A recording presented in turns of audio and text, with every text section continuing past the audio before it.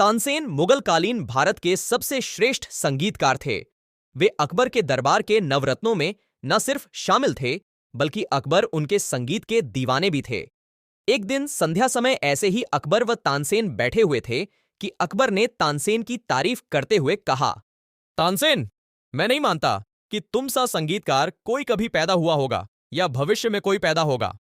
यह सुन तानसेन जोर से हंस दिए और हंसते हुए ही बोले, आप भूत और भविष्य की बात क्या करते हैं महाराज?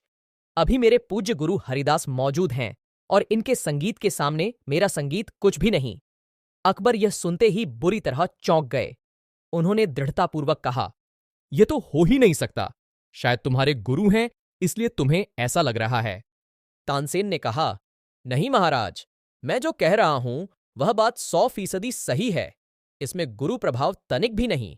मेरे गुरु हरिदास वास्तव में मुझसे कई गुना प्रतिभावान हैं।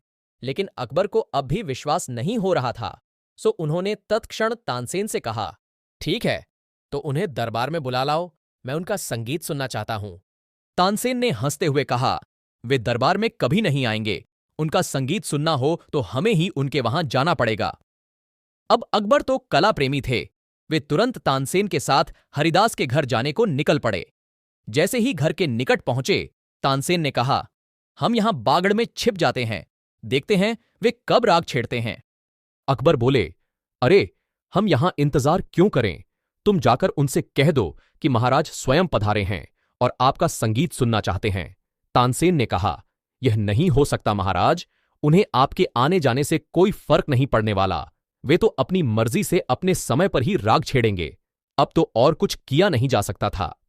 अकबर को हरिदास का संगीत सुनना ही था, सो चुपचाप तानसेन के साथ बागड़ के पीछे छिप गए और हरिदास के राग छेड़ने का इंतजार करते रहे।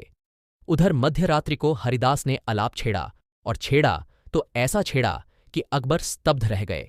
उनकी आंखों से आंसू बहने लगे। बात तानसेन की 100% सही थी। तानसेन का उसके गुरु से कोई मुकाबला हो ही नहीं सकता था। खैर, हरिदास का पूरा गान सुन अकबर व तानसेन राजमहल के लिए निकल पड़े। रास्ते में अकबर ने तानसेन से पूछा, तुम ऐसा क्यों नहीं गा सकते? प्रयास करो, दुनिया में क्या असंभव है? तानसेन ने कहा, यह कभी नहीं हो सकता। अकबर ने चौंकते हुए पूछा, क्यों? तानसेन ने कहा, बात प्रतिभा या प्रयास की है ही नहीं। मनुष्य जो कार्य अपनी मस्ती में और सिर्फ अपने लिए करता है, उसकी बात ही अलग होती है। सार: यह अक्सर देखा गया है कि व्यक्ति प्रतिभावान भी हो, प्रयास भी कर रहा हो, पर बात नहीं बनती। क्यों? क्योंकि मनुष्य अपनी प्रतिभा का उपयोग अक्सर दूसरों पर रुआब झाड़ने हेतु करता है, या दूसरों की जी हुजूरी में अपनी प्रतिभा का गला घोंट देता है। मनुष्य प्रयास भी सम्मान व समृद्धि पाने हेतु ही करता है, लेकिन वह भूल जाता है कि इन सब चक्करों में उसकी वास्तविक प्रतिभा ढंक जाती है। यह ध्यान रख लेना कि जिन्होंने भी ऐतिहासिक सफलता पाई है, उन्होंने अपनी प्रतिभा अपनी मस्ती हेतु अपने पे ही निछावर करके पाई है, और इस कारण उनकी प्रतिभा कुछ ऐसी निखरी है कि पूरे विश्व ने उनकी प्रतिभा को सलाम किया है। सो आप में प्रतिभा है तो डूब जाओ, उसी का आनंद लो, उसमें झूमो। सम्मान व समृद्धि का ख्याल छोड़ो, वह तो आपके द्वार अपनी प्रतिभा की मस्ती में डूबने मात्र से पीछे पीछे चले ही आएंगे।